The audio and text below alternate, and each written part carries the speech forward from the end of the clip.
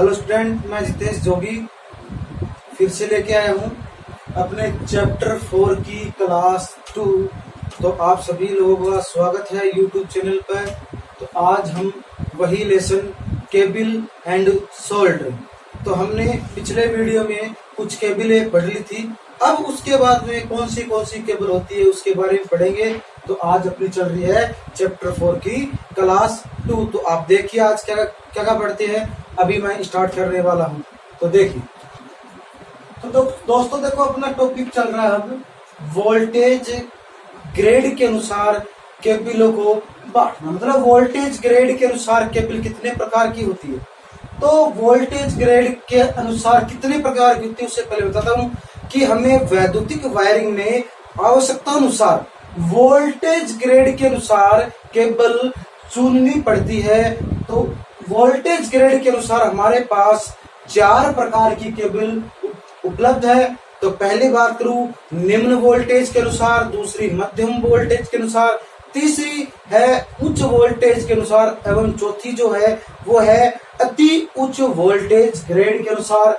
तो अब इनमें क्या क्या क्या है कि 250, देखो मैं बात कर रहा हूँ निम्न वोल्टेज, 250 वोल्टेज तक है वो आती है अपनी निम्न वोल्टेज, और 440 होगी 250 से ऊपर की बात करें वो मध्यम वोल्टेज। तो मैं आपको चारों प्रकार की है वो लिख के दिखा रहा हूँ, आप साथ साथ में नोट करते रहिए और देखते रहिए। तो देखिए, तो देखो मैंने लिखा है निम्न वोल्टेज केबल। निम्न वोल्टेज कौन सी होती है आप नोट कर सकते हो। देखो ध्यान दो, 250 वोल्टेज तक की श्रेणी में आने वाली केबल कौन सी कहलाती है, निम्न वोल्टेज केबल।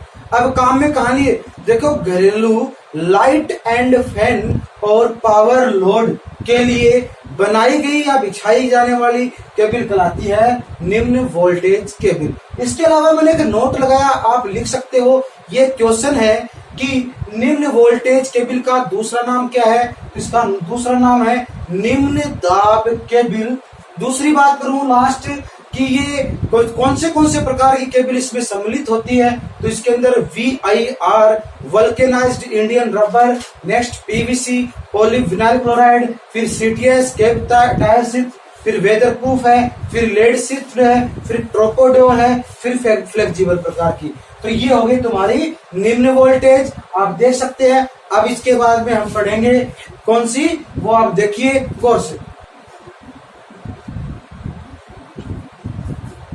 तो देखिए, अब नंबर 2 है अपनी मध्यम वोल्टेज केबल। अब मध्यम वोल्टेज केबल कौन सी केबल, 650 वोल्टेज तक बनाई गई केबल कहलाती है मध्यम वोल्टेज, 650।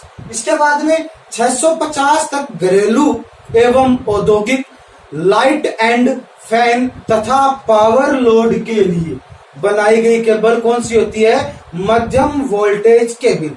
अब ये कौन से प्रकार की होती है, देखो VIR, PVC, CTS, weatherproof, lead sheath, Tropodur तथा फ्लेक्सिबल प्रकार की केबल मध्यम वोल्टेज केबल के अंतर्गत आती है। तो 650 इसके अंदर आएगा, तो ये होगी मध्यम वोल्टेज। अब अपना नेक्स्ट टॉपिक है उच्च वोल्टेज केबल, वो आप देखिएगा।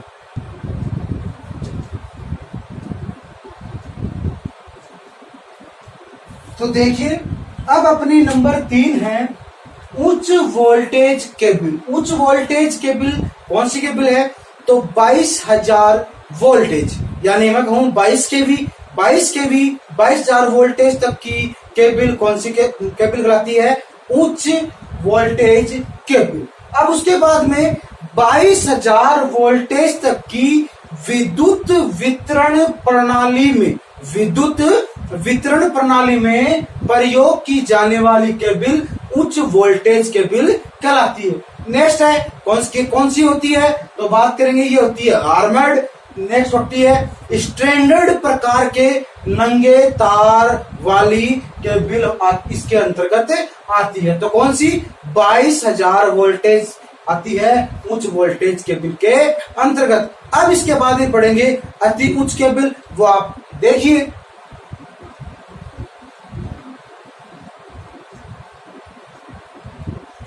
तो देखिए, अब नेक्स्ट अपनी नंबर 4 अति उच्च वोल्टेज केबल। तो अति उच्च वोल्टेज केबल कौन सी होती है? 22,000 वोल्टेज या मैं कहूं 22 केवी से अधिक प्रयोग की जाने वाली वोल्टेज पर काम में ली जाने वाली केबल अति उच्च वोल्टेज केबल कहलाती है। नेक्स्ट बात करूं, ये स्टैंडर्ड प्रकार की नंगे तार वाली होती है और ये प्राय तांबे के बने होते हैं। तो ये होगी तुम्हारी अति उच्च वोल्टेज केबल। अब अपना नेक्स्ट टॉपिक, ये होगी वोल्टेज ग्रेड तो होगी सारी खत्म। अब अपना नेक्स्ट टॉपिक है वो आप गौर से देखिएगा। अब अपनी नेक्स्ट केबल आती है भूमिगत केबल, जिसे बोलते हैं अंडरग्राउंड केबल। अंडरग्राउंड केबल क्या होती है? एक या एक से अधिक, मतलब एक भी हो सकता है एक से अधिक, एक या एक से अधिक विद्युत चालकों से बनी केबल जिस पर अचालक आवरण जड़ा हो और जो सुरक्षा की दृष्टि से बनाई गई हो, उसे क्या कहते हैं? भूमिगत केबल। और ये भूमिगत केबल जो है वो शक्ति संचरण के लिए जमीन के अंदर, भूमि के अंदर दबी हुई होती है। अब ये मैंने बता दिया इसका परिचय, या मैं बोल दूं परिभाषा। अब आपको मैं नोट करवाता हूं, लिखवाता हूं, आप गौर से समझिएगा। तो देखिए मैंने लिख दिया है वही जो अभी बताया है, एक या एक से अधिक विद्युत चालकों से बनी केबल जिस पर सुरक्षा दृष्टि से अचालक आवरण चढ़ा हुआ हो और जो शक्ति संचरण के लिए भूमि में दबी हुई होती है, भूमिगत केबल कहलाती है। अब नेक्स्ट है इसकी आवश्यकता के अनुसार इसमें क्या क्या होता है। तो जैसे इसके अंदर कौन सा पदार्थ डला होता है, उच्च पदार्थ डला होता है कि कम निम्न तापमान वाला डला होता है, इसमें विद्युत धारा प्रवाह कैसे होती है वो आपको मैं सारी लिख के बताता हूँ, आप गौर से देखिए। तो देखिए नेक्स्ट अपना टॉपिक आता है भूमिगत केबल की आवश्यकता निम्न परिपूर्ण होनी चाहिए। मतलब इसमें तो क्या होना चाहिए? तो देखिए नंबर 1 लिखा है उच्च चालकता पदार्थ से बनी, मतलब जो केबल काम में लेंगे वो किससे बनी होती है? उच्च चालक पदार्थ से बनी हुई होती है, जैसे एल्यूमिनियम है, कॉपर है। नंबर 2, इसका आकार ऐसा होना चाहिए कि इसमें से इच्छित मान की विद्युत धारा बिना अति तापन के तथा वोल्टेज ड्रॉप के प्रवाहित हो सके। नंबर 3 है केबल पर सुरक्षा हेतु अचालक प्रति चढ़ी हुई होनी चाहिए। नेक्स्ट है ये यांत्रिक रूप से सुदृढ़ होनी, मतलब यांत्रिक रूप से मजबूत होनी चाहिए। ये भूमिगत केबल की आवश्यकता है। अब नेक्स्ट अपना टॉपिक आता है भूमिगत केबल का वर्गीकरण, वो मैं आपको बताता हूं, ध्यान से देख।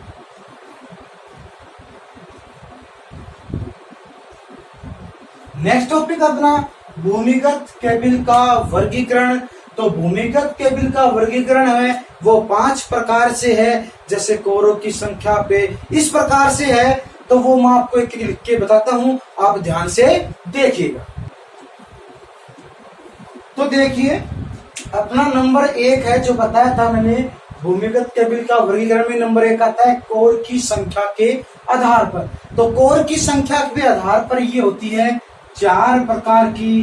कितने प्रकार की? 4 प्रकार की। उसमें से नंबर 1 है सिंगल कोर, एकल कोर। नंबर 2 है 2 कोर या बोल दूं डबल कोर। नंबर 3 है 3 कोर या उसे बोल दूं मैं ट्रिपल कोर। एंड नंबर 4 है एन कोर, मतलब उसमें कितने भी हो सकते हैं, एन नंबर ऑफ कोर्स। तो ये 4 प्रकार की है, आप नोट कर सकते हो।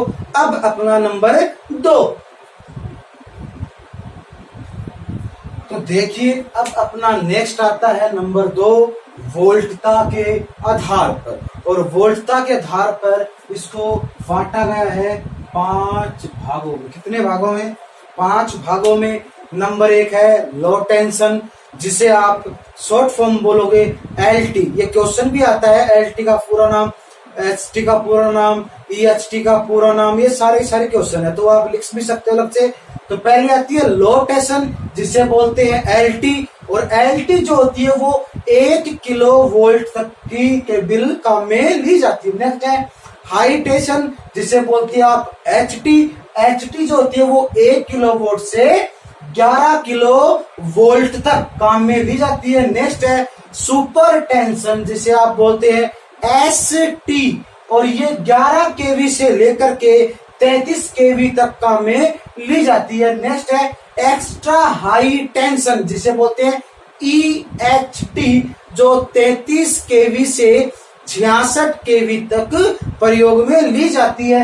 एंड लास्ट है ऑयल फील्ड एवं गैस प्रेशर केबल, और यह जो होती है वो 66 केवी से 132 केवी तक प्रयोग में ली जाती है। तो एक बार आप देख सकते हैं। अब इसके बाद में अपना नेक्स्ट टॉपिक, तो देखिए नेक्स्ट अपनी नंबर 3 है, वो कौन सी है, अचालक पदार्थों के आधार पर, और इसमें ये 3 प्रकार की होती है। कितने प्रकार की होती है?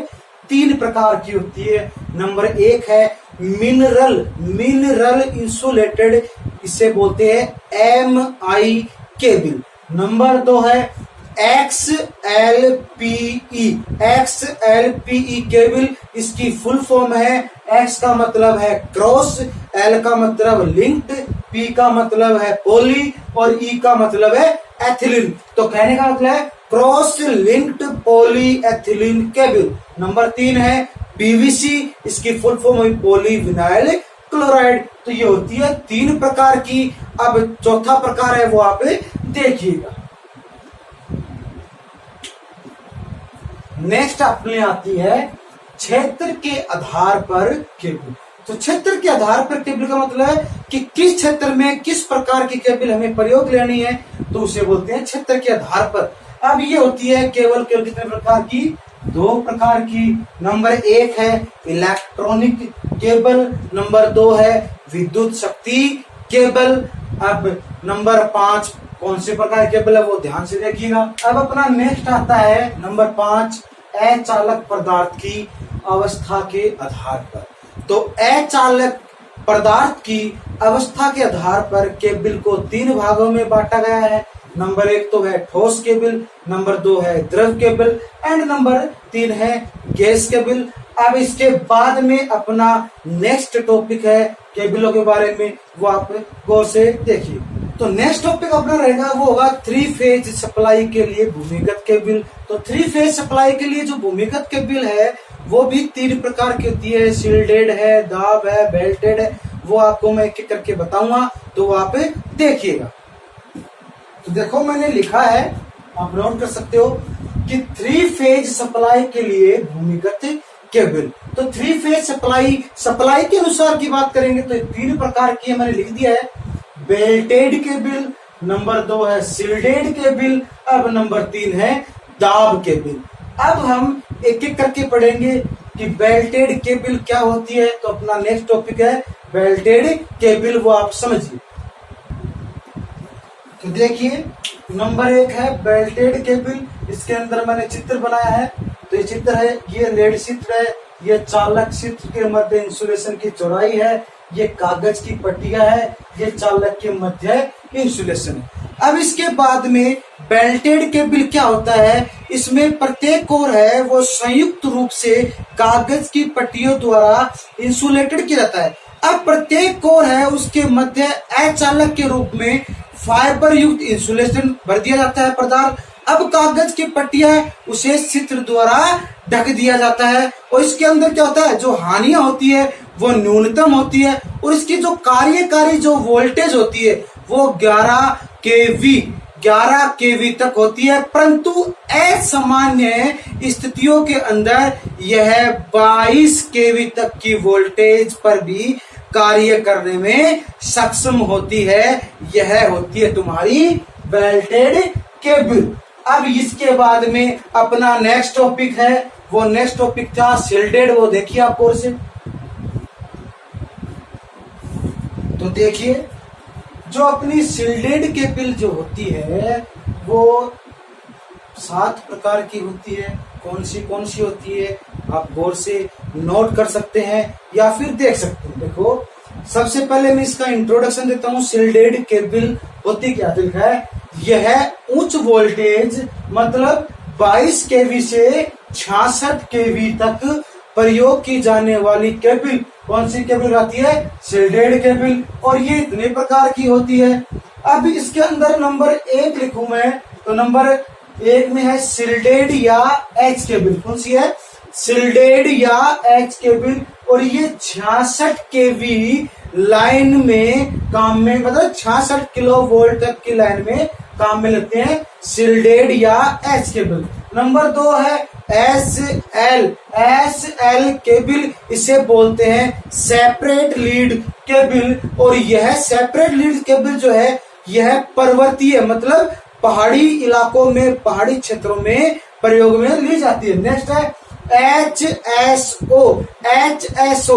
इस केबल की खास बात है कि इसकी आकृति जो होती है वो त्रिभुजाकार, कौन सी आकार की? त्रिभुजाकार आकृति की होती है। और त्रिभुजाकार की आकृति होने के कारण इसका जो वजन है और उसका जो ऊष्मीय प्रतिरोध है वो घट जाता है, कम हो जाता है। इसे बोलते हैं HSO। नेक्स्ट है PILC केबल। तो PILC की पहले तो फुल फॉर्म लिखो आप, paper insulated lead covered cable. Paper insulated lead covered cable इसे बोलते हैं PILC। इसके काम आता है निम्न तथा मध्यम वोल्टेज, मतलब 250 से लेकर के 650 वोल्टेज तक का काम में लेता है। नेक्स्ट है PILCSTA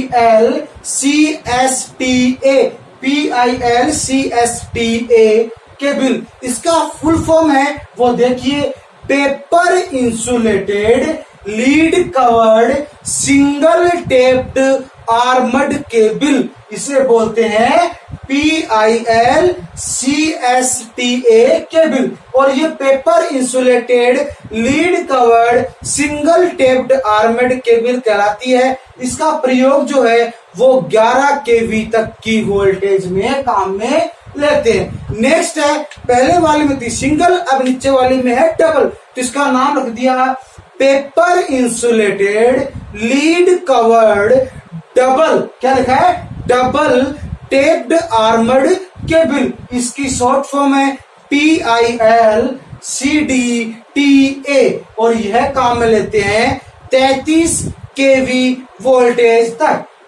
नेक्स्ट है पॉलीविनाइल क्लोराइड। फुल फॉर्म आपको पता है, इसका शॉर्ट फॉर्म है PVC। और इसको काम में लेते हैं 11 केवी तक की वोल्टेज में।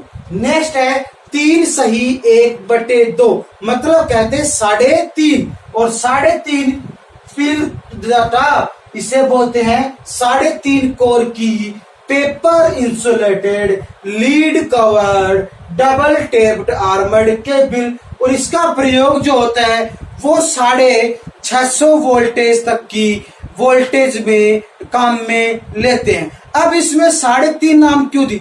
क्यों जो 3 प्रकार की जो इंसुलेशन इस पे आता है वो तो होता है समान मोटाई का। और जो नेक्स्ट जो बच गया आधा, जो आता है 3.5 कोर की स्क्रीन बोला है, तो आधा जो मोटाई है वो उसकी आधी मोटाई होती है, इसलिए रख दिया इसका नाम 3.5। अब इसकी जो चौथी भुजा है, मतलब जो 3.5 में से चौथी भुजा, 3 तो समान की होगी और एक होगी आधी मोटाई की। जो आधी मोटाई की होगी वो लेते हैं सप्लाई में न्यूट्रल के लिए। और इसको उद्योगशालाओं में 650, मतलब कहते मध्यम वोल्टेज तक की वोल्टेज के लिए काम में लिया जाता है। तो ये होगी तुम्हारी शिल्डेड केबल। अब इसके बाद में लास्ट केबल बच गई अपनी, वो आप ध्यान से देखिए, दाब केबल।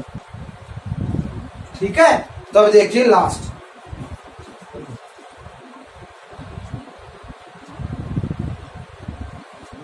तो देखिए अपनी नेक्स्ट है प्रेशर केबल या बोल दे दाब केबल। अब दाब केबल क्या कहते हैं? देखो, यह PILCDTA प्रकार का ही होता है। इसकी फुल फॉर्म मैंने अभी बताई थी, अगर आपको तो दोबारा देखो, paper insulated lead covered double taped armoured cable. तो paper insulated lead covered double taped armoured cable की भांति ही होती है, लेकिन इसमें लेड आवरण के अंदर फाइबर या जूट पदार्थ के स्थान पर, मतलब जो इसका आवरण है उसमें फाइबर जूट के पदार्थ के स्थान पर ट्रांसफार्मर तेल भर दिया जाता है और इसका प्रयोग जो है वो 66 केवी से 220 केवी तक किया जाता है। ये मैंने इसके अंदर एक चित्र बनाया है, तो देखिए ये इसकी है ऑयल बेंडिंग, ये है इसका पेपर इंसुलेशन, ये है इसकी लेड शीट, ये है इसका चालक बेल्ट, ये है इसकी सर्विंग, ये है धात्विक स्क्रीन और ये है इसकी आर्मरिंग। अब एक बात याद रखना, एक बात याद रखने लिए क्या है कि जब ये वायरिंग हमने कर दी, अब हमें वायरिंग करनी है तो हमें सबसे इम्पोर्टेंट बात ये है जो याद रखने योग्य है कि इसके जो अंतिम सिरे हैं, तो मैं बोल दूं इसके सिरे, इनके सिरों को सील करना बहुत ही अति आवश्यक है, क्योंकि अगर सील नहीं करेंगे तो जो ट्रांसफार्मर ऑयल है वो लीक हो जाएगा। अब इसके बाद में अपना नेक्स्ट टॉपिक की जो केबिन है वो कैसे बिछाई जाती है वो आपको मैं एक सिंपल तरीके से समझा रहा हूं, तो ध्यान से देखिएगा। अब अपना नेक्स्ट टॉपिक है भूमिगत केबिल को बिछाना। इसमें हम ज्यादा नहीं पढ़ेंगे, हम सिर्फ यही पढ़ेंगे कि क्या क्या होता है, क्योंकि आप सभी जानते हैं भूमिगत केबिल कैसे बिछाते हैं, तो उसमें ज्यादा कुछ बताने से कोई फायदा तो है नहीं। तो भूमिगत केबिल को बिछाना, देखो शक्ति संचरण एवं वितरण, विद्युत शक्ति संचरण एवं विद्युत वितरण हेतु भूमिगत केबिल को बिछाना अति आवश्यक होता है। अब जो भूमिगत केबिल है उसको 3 प्रकार से बिछाया जाता है, वो कौन सी है देखिए। नंबर 1 है वो है सीधे बिछाना, नंबर 2 है पाइप बिछाना एंड नंबर 3 जो है वो है ठोस विधि। तो ये 3 प्रकार की है, आप देख सकते हो। पहली तो है सीधे बिछाना, नंबर 2 है पाइप में बिछाना, नंबर 3 जो है वो है ठोस विधि।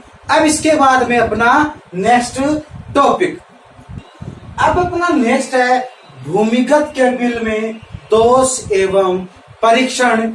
दोष एवं परीक्षण, तो देखो दोष एवं परीक्षण, इसमें दोष तो हम देख लेंगे, लेकिन उस दोष को दूर कैसे करेंगे ये हम देखेंगे अपने प्रैक्टिकल वीडियो में। लेकिन मैं आपको कि दोष कौन से होते हैं और नॉर्मली कैसे इसको दूर किया जाता है वो बता देता हूँ। तो सबसे पहले तो देखो जो ओवरहेड लाइन होती है उसमें तो दोष जो है वो लाइन के निरीक्षण हेतु ही पता चल जाता है, लेकिन भूमिगत केबिल में दोष है वो पता नहीं चलता, वो हम निम्न विधियों से ज्ञात करते हैं और उसको दूर करते हैं। तो भूमिगत केबिल में निम्न प्रकार के दोष होते हैं, या ये दोष होते हैं। तो देखो आप गौर से कौन से दोष होते हैं।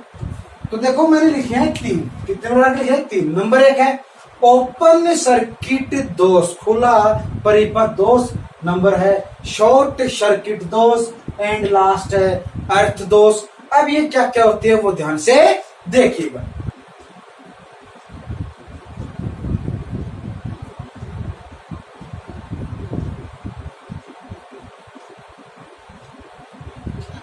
तो देखिए मैंने लिखा है नंबर 1 ओपन सर्किट दोष।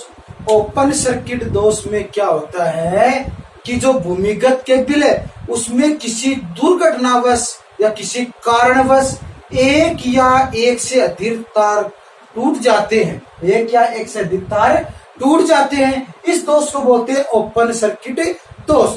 अब इस ओपन सर्किट दोष को निरीक्षण के द्वारा खोज लिया जाता है, ढूंढ लिया जाता है, मतलब उसको निरीक्षण करते हैं, उसका पता लगाते हैं उस दोष का कि कहाँ दोष हो रहा है। अब उस दोष को पता लगा के उसके तारों को पुनः जोड़ दिया जाता है, उसको तारों को क्या कर देते हैं जोड़ देते हैं और जोड़ने के बाद में उसका जो बिटुमिन कंपाउंड है उसको सील कर देते हैं। उसके बिटुमिन कंपाउंड को क्या कर देते हैं? सील कर देते हैं। और सील करने के लिए डिवाइडिंग बॉक्स का भी प्रयोग किया जाता है। तो ये है, हो गया तुम्हारा सर्किट दोष। कौन सा सर्किट?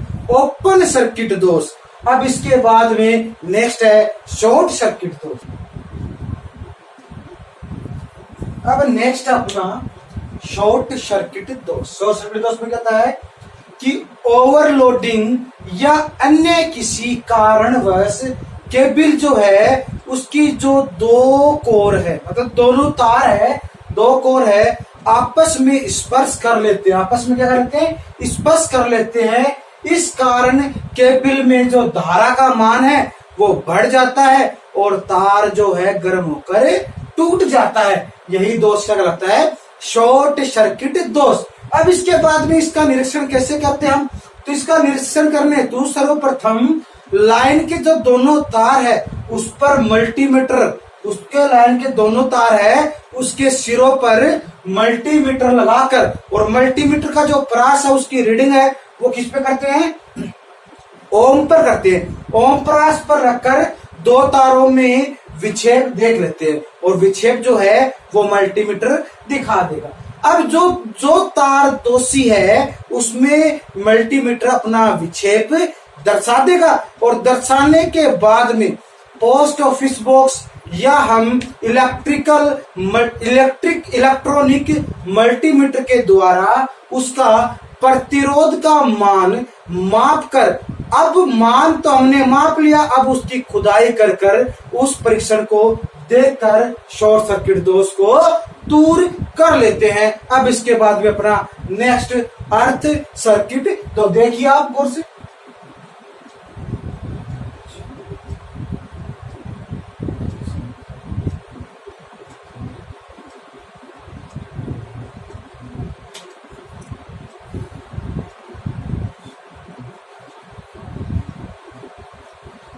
तो देखिए मैंने लिखा है अर्थ दोष। अब अर्थ दोष किसे कहते हैं? यदि किसी कारणवश इंसुलेशन टूट जाने के कारण या जल जाने के कारण धातु से स्पर्श करने लगे तो वह क्या कहलाता है? अर्थ दोष। तो देखो केबल की कोई कोर उसके धातु को स्पर्श कर लेती है तो उसे क्या कहते हैं? अर्थ दोष। अब ये दोष को दूर कैसे करते हैं? तो इस दोष को दूर करने के लिए सर्वप्रथम लाइन के दोनों संयोजन को खोल देंगे। खोल देने के बाद में अब मल्टीमीटर लेंगे और मल्टीमीटर की रेंज है वो हम किस में कर रहे हैं? देखो मैंने ओम का सिंबल लिखा है, तो मल्टीमीटर का जो रेंज है वो किस में करेंगे? ओम में कर लेते हैं। अब ओम में करने के बाद में मल्टीमीटर में दो लीड होती है, तो एक लीड तो लगाएंगे उस आर्मर पर या धातु पर मान लीजिए आप, और दूसरी जो अपनी लीड है वो लगाएंगे दोनों कोरों पे, मतलब अलग अलग, मतलब पहले एक कोर पे फिर दूसरी कोर पे। अब जिस कोर में दोष होगा मल्टीमीटर अपना विक्षेप दर्शा देगा और उसके बाद में उस कोर को ठीक करके हम इस दोष को दूर कर सकते हैं। तो ये हो गया अपना अर्थ दोष। इसके बाद में अपना लास्ट टॉपिक आता है कि विविध प्रकार की केबलों को प्रयोग करने में जो सावधानियां अपनाई जाती है वो कौन सी होती है। इससे पहले मैं आपको बता देता हूं कि ये तीनों प्रकार के जो दोष बताए हैं इसको आप अगर देखना चाहते हैं कि कैसे होता है तो हम अपना प्रैक्टिकल वीडियो इसमें छोड़ देंगे और आप उसमें देख सकते हैं, मतलब जो प्रैक्टिकल की वीडियो उसमें देख सकते हैं कि इस दोष को दूर कैसे किया जाता है और उसका पता कैसे लगाया जाता है। तो इससे पहले हम देखते हैं जो केबलों की सावधानियां, तो आप गौर से देखिए। तो देखो मैंने इसमें लिख दिए हैं केबलों को प्रयोग करने में सावधानी। तो ये होती है कई प्रकार की, इसमें से इंपॉर्टेंट अपनी 7। नंबर 1 है इंसुलेशन उतारना, नंबर 2 है केबल को कनेक्टर में कसना, नंबर 3 है कंड्यूट का चयन, नंबर 4 है केबल को मोड़ना, नंबर 5 है ग्रीस का प्रयोग, नंबर 6 है 2 प्रकार की केबल्स के जोड़, नंबर 7 है उस तापमान से बचाव। अब इसमें क्या क्या होता है वो सुनो। सबसे पहले बात करूंगा मैं इंसुलेशन उतारना। तो इंसुलेशन उतारने के लिए केबल का इंसुलेशन उतारने के लिए चाकू का प्रयोग करना चाहिए। चाकू को सीधा 90 डिग्री पे न चलाकर उसको 45 डिग्री पे चलाएं, क्योंकि इंसुलेशन उतारते समय कहीं कट भी लग सकता है और उसका प्रतिरोध बढ़ सकता है, इसलिए इंसुलेशन उतारना सबसे इंपॉर्टेंट है। नंबर 2 है केबल को कनेक्टर में कसना। केबल को कनेक्टर में सही प्रकार से कसना चाहिए। उसमें पेचकस या फिर फेस टेस्टर आप काम में ले रहे हो तो तुम्हारे हिसाब से उसको प्रयोग करना चाहिए। नंबर नेक्स्ट है कंड्यूट का चयन। दीवार है, छत है, उसके हिसाब से मतलब वायरिंग करते समय कि कौन सी कंड्यूट हमें काम में लेनी है उसका चयन सबसे इंपॉर्टेंट होता है। नंबर नेक्स्ट है केबल को मोड़ना। विशेषकर एल्यूमिनियम की केबल को ढंग से मतलब सावधानी पूर्वक मोड़ना चाहिए, क्योंकि वह उसका टूटने का डर भी हो सकता है। ज्यादातर यही होता है कि वायरिंग में कम से कम केबल को मोड़ा जाता है। नंबर नेक्स्ट है अपना ग्रीस का प्रयोग। तो ग्रीस का प्रयोग है विशेषकर एल्यूमिनियम केबल टर्मिनल को वातावरण से बचाने हेतु वहां पर ग्रीस का प्रयोग किया जाता है। नेक्स्ट है 2 प्रकार की केबल्स को मोड़ना। देखो सबसे पहले तो बात करता हूं कि 2 प्रकार की केबल्स को मैं ये कहूं केबल को मोड़ना चाहिए नहीं। अगर जहां पे केबल हमें मोड़ना मतलब जोड़ बनाना है, मोड़ना है, जोड़ बनाना है, तो उसके लिए हमें कोई कनेक्टर प्रयोग कर लेना चाहिए जिससे हमें आसानी से कोई जोड़ मिल सके। आजकल के मार्केट में बहुत से प्रकार के आपको कनेक्टर मिल जाएंगे। नेक्स्ट है उस तापमान से बचाव। तो वायरिंग में तापमान से बचाने हेतु जैसे पीवीसी है, VIR है, सीट मतलब अनेक प्रकार की आपके पास केबल है, उसका प्रयोग करना चाहिए, क्योंकि तापमान में कोई वायर है वो रासायनिक क्रिया कर सकता है। तो उसके लिए आपको VIR मतलब जो अलग प्रकार की जो केबल है जो हमने बताई तापमान के अनुसार कौन सी केबल है उनका प्रयोग करना चाहिए। तो आज की अपनी जो क्लास 2 थी वो यहीं समाप्त होती है।